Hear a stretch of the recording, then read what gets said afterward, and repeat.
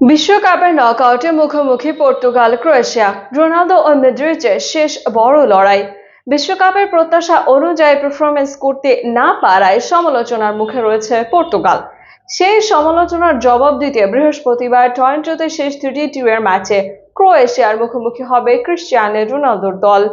এই ম্যাচটি হতে পারে ফুটবল ইতিহাসের দুই কিংবদন্তির শেষ বিশ্বকাপের অন্যতম স্মরণ। এ যেন 40 আর 41-এর লড়াই। এ নিয়ে বিস্তারিত থাকছে রিপোর্টে।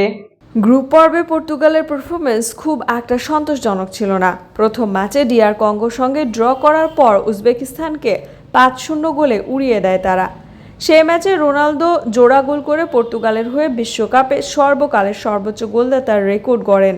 তবে শেষ ম্যাচে কলম্বিয়ার বিপক্ষে গোলশূন্য ড্র করে গ্রুপ রানার্স আপ হওয়ায় আবারও সমালোচনার মুখে পড়ে দলটি। বিশেষ করে রোনালদোর রক্ষণভাগে কম অবদান রাখার বিষয়টি নিয়ে আলোচনা শুরু হয়। তবে সতীর্থ জোয়াও ফেলিক্স এসব সমালোচনাকে গুরুত্ব দিতে রাজি নন। তিনি বলেন, দলে পরিবর্তন হবে কিনা সেটা কোচের সিদ্ধান্ত।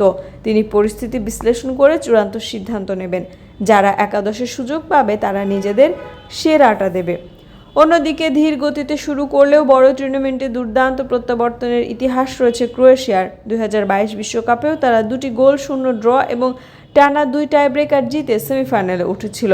তবে এবার শুরুটা ভালো হয়নি। প্রথম ম্যাচে ইংল্যান্ডের কাছে 4-2 গোলে হার এবং পানামার বিপক্ষে কষ্টের 1-0 জয় তাদের চাপে ফেলে দেয়। তবে ঘানার বিপক্ষে জিততেই হবে এমন ম্যাচে দারুণভাবে ঘুরে দাঁড়ায় ক্রোয়েশিয়া। লুকা মডরিচ পুরো দলের নেতৃত্ব দেন আর তার নেওয়া কর্নার থেকেই হেডে জয়সূচক গোল করেন নিকোলা।